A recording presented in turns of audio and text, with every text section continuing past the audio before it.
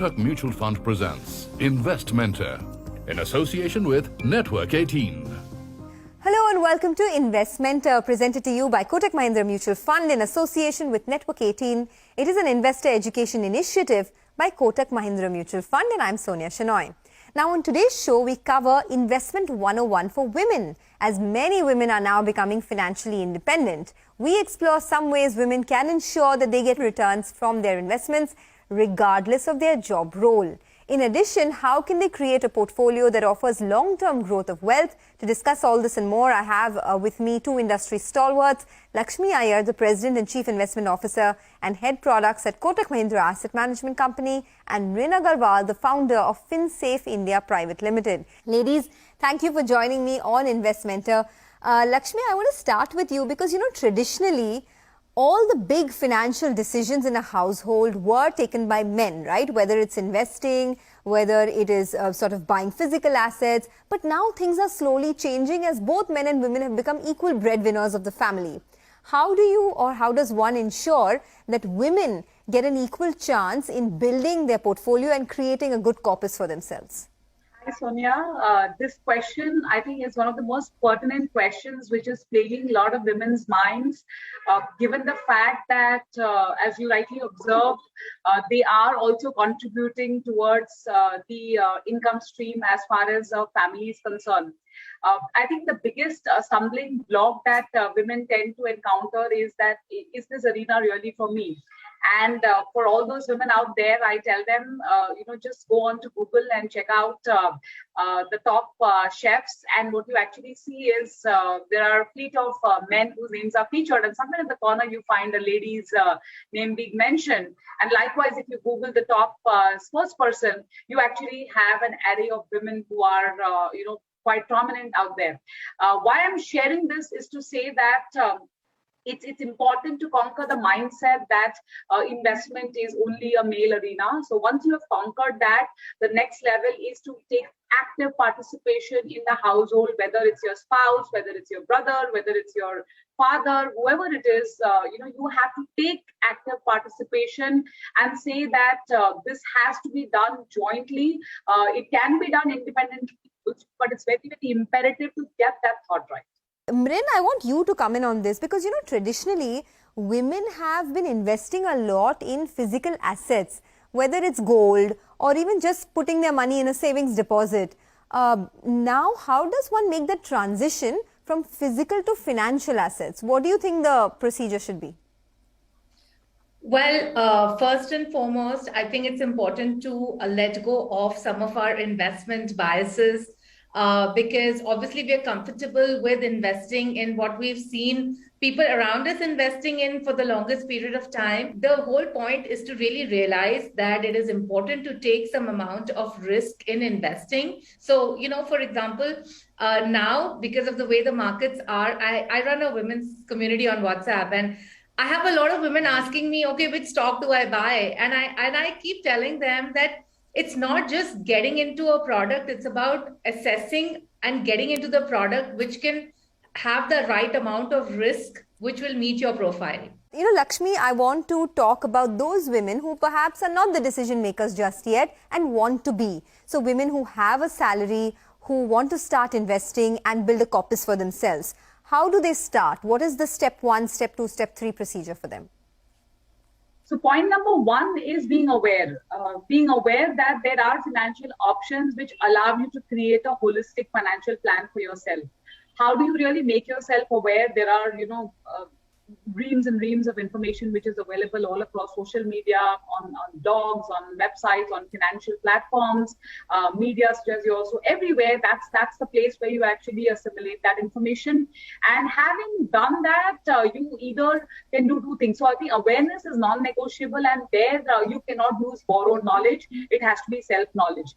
Having ascertained that, you have 2 options. There are DIY investors, but to this set of investors, I don't really recommend a DIY or do it yourself, because they are just being initiated into the world of finance. So therefore, the logical step would be for them to engage with financial advisors, financial planners, goal planners, and try to actually discuss their financial situation, like the way we do it with a GP or a general practitioner about our physical health or what's ailing us physically. It's very important to go and share that and then curate a plan which is very suited to yourself.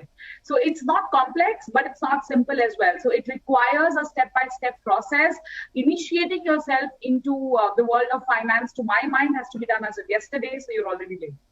Okay, got that. So there are two types of women, right? In general, I mean, one who is perhaps a traditional homemaker, who gets a certain allocation of money to spend in the month, and the other one who is salaried. I mean, both have equal amount of challenges, but both have a certain amount of money that they put away in the month. So Mrin, working for both these classes of women, the traditional homemaker and the salaried woman, how does one invest? I mean, should both invest in SIPs? Is that the safest route? Well, I think the first thing that they need to do is that, as Lakshmi also said, that you need to be aware, and you also need to be aware of your family finances, right? And involved in that. Now, the second thing is to really then figure out what are the financial goals of the family.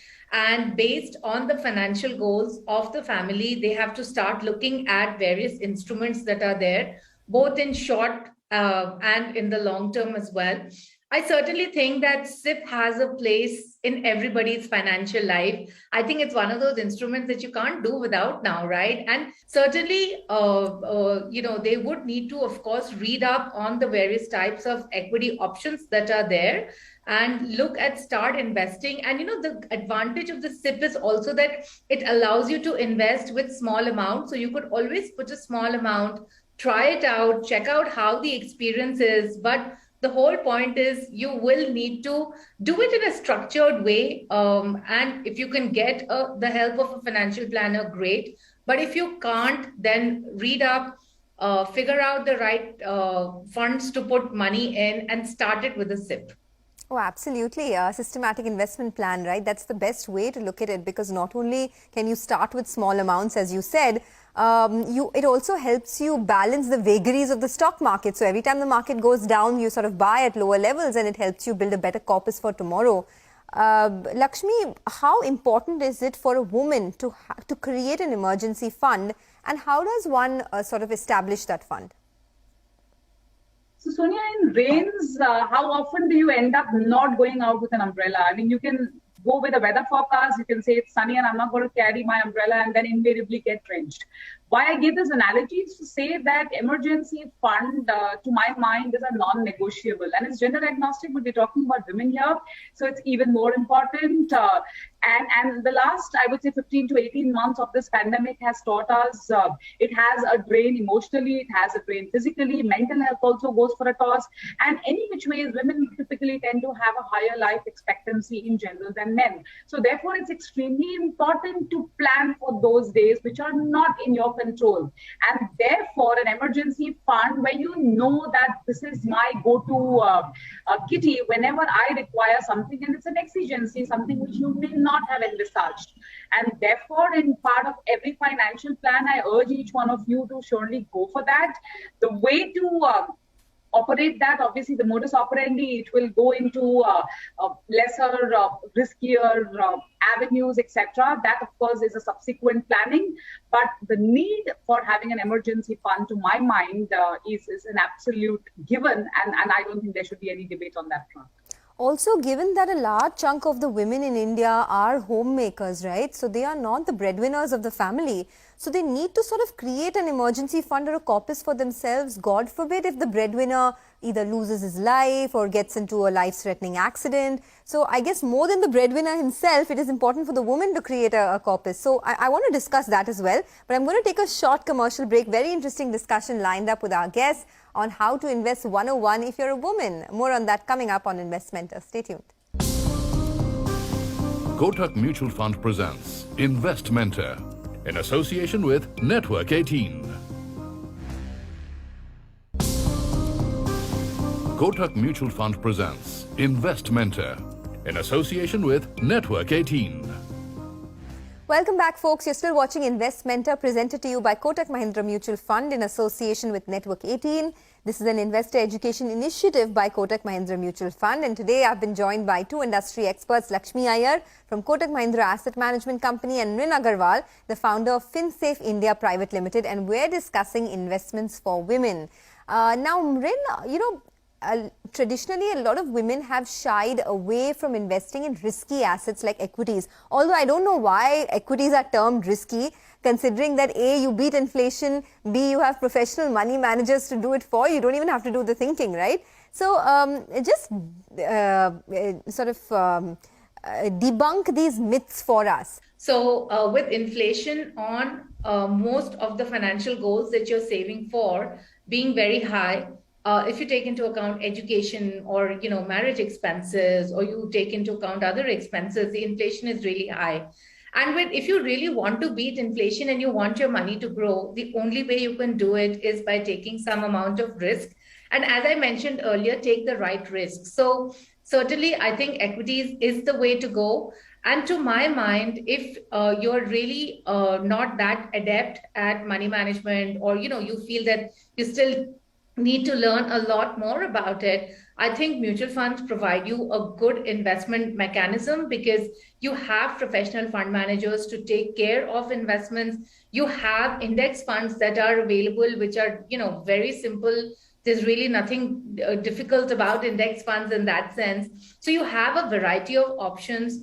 On top of that, you also have various tax advantages. So the returns are tax efficient as well. Lakshmi, coming to you now, I'm sure there are many women who are watching this show. So how does one structure one's portfolio, right?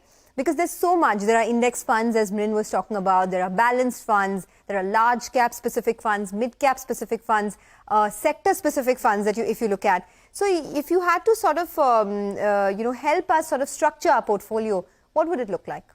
Sonia, yesterday, one of my friends had messaged me saying that, I want to go to a nice Greek restaurant, have some Lebanese food. And then she knows that I'm a foodie. And could I have recommended probably a Shiv Sagar to her? Answer is no, because I know Shiv Sagar is more about Udupi food. So I gave her a couple of options which will, probably specialize in Lebanese food. Why I gave this analogy is to say that depending on what your investment horizon is, second, what is your risk appetite, as Mrin also beautifully put it out, one needs to plan investments accordingly. For example, and I started off, we discussed about the emergency fund, for example, that sort of money, however much time you have, because that's a kitty which is meant to be there for some time, that fund or that kitty cannot really go into volatile or risky asset classes despite the longevity. Likewise, so what's important is to have that plan. And when you have that plan, you actually have to break it up into short, medium, and long term, saying that, okay, this is the corpus that I require for the next 3 months, 6 months, 1 year. And bulk of that money is actually get plowed into fixed income as an asset class. Likewise, the medium and long-term money can go into combination of diversified equity, index funds, active funds, and of course, hybrid funds, which actually blend a combination of equities and fixed income. So clearly there is no one size fits all, which is why I said for the initiated, a combination of do it yourself and some advice from an advisor or a distributor could help. But for most others, it's very imperative that you share your plan. And the more you share your plan with your advisor and get to know the pros and cons, the planning and the execution will be as seamless. So Mrin, just tell us what should a woman do now in order to create a well-diversified portfolio? How do you create short and long-term goals for yourself, and how do you actually assess what your risk appetite is? So there are two ways to assess risk appetite. The first, you can use a risk assessment tool, but I think the easier way is for you to figure out what risk you're comfortable with. So if you have 100 rupees to invest, out of that, how much are you going to put into a risky asset, right? So it could be 30 rupees, it could be 40 rupees. It's very easy. That's how you have to think about it, that out of 100 rupees, how much am I going to put into a risky asset? And that becomes your risk appetite, basically. Now, once you have the risk appetite in place, you start looking at your financial goals. Certainly for shorter term financial goals, which are, let's say, up to 3 or 4 years, you will need to look at debt funds. And within the debt fund category, there are different types of funds which cater to different investment horizons. So again, you'll have to look at a different fund if your investment horizon is 1 year, and you'll have to look at maybe like a short duration debt fund if your investment horizon is 3 to 4 years. Now, as your investment horizon keeps increasing, so let's say now you're looking at 5 to 7 years, you may consider hybrid funds like the balanced advantage funds, or like the aggressive hybrid funds, which invest in stocks and in bonds. And as your investment horizon goes higher, which is 7 to 10 years and above, you have a whole variety of equity funds that you can look at. That's not to say that you cannot invest in debt funds for 7 or 8 years. Again, if your goal is, let's say, 7 years, and you decide that I'll put 30% in equity, you can put the balance in debt, right? So again, it's very individual, it's very personal to a person's financial goals, the time to the goal, and the risk that they're really willing to take. But this is pretty much how you basically allocate among different asset classes. Well, that's very helpful, Mrin. I mean, for people who are watching us, perhaps they would know how to at least start. But let's be honest, right? Women like us are what? 1%, 0.001% of the population who get to actually take the decisions in the family. A large chunk of the women are always second guessing themselves because most of the decisions are either taken by the husband, the father, or the son. At a time like this, Lakshmi, what does one do? Does one stick to safer assets? And if yes, should one stick to, say, an index fund? Because for somebody who's perhaps not used to investing in a big way, this is a big step to take, right? I mean, investing the family money into assets. So how do you ensure that there are safer assets that you invest into within the equity bracket? See, there's always a first time. So you have to take that plunge at some point in time when you start realizing that there is this a monster or a villain in real life called inflation, which is gradually and steadily eating into your savings. And that's really acting as a deterrent. You have to act. So it's as simple as that. If you don't know how to swim, just plunge into the pool and start back, floating around, and that's how you need to learn. So therefore, I don't think there is anything like a safe investment or a risky investment within equities. Equities offer market-linked returns. They are vulnerable to day-on-day movements, ups and downs, whether it's an index fund, whether it's a diversified equity fund, it's all available. I think what's very key for investors, especially women, to focus on is that have a complementing strategy. It is okay to have diversified funds, because in India, to have a core strategy around diversified equity funds, but don't forget the index hugger funds, which allow you to probably mimic the index when the times are not so good. So I think blending the two together and having an optimal portfolio would be the solution, rather than trying to worry about what could be the contours of risk. So before you make your move, you're already worried, and therefore you're taking two steps behind. Okay, got that. What are the red flags? Mrin, anything that women need to be aware about as red flags as one gets into equity investing? Well, the first one is, of course, to get the investment horizon right.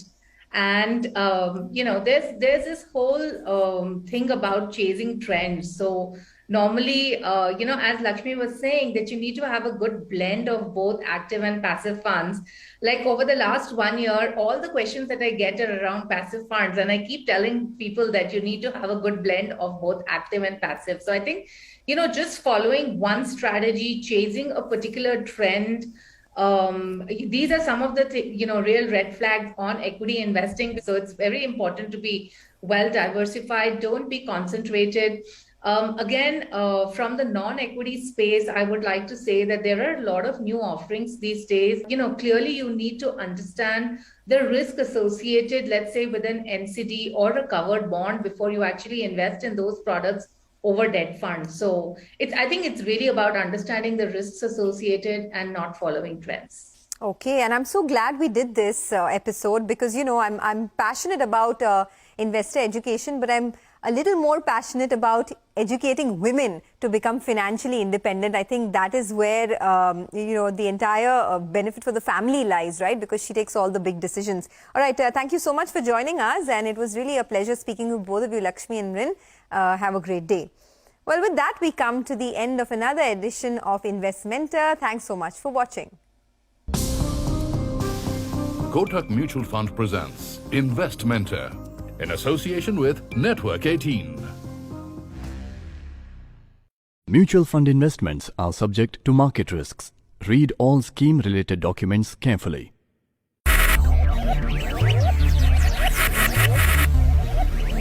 Focus. Ideate. Innovate. Enable.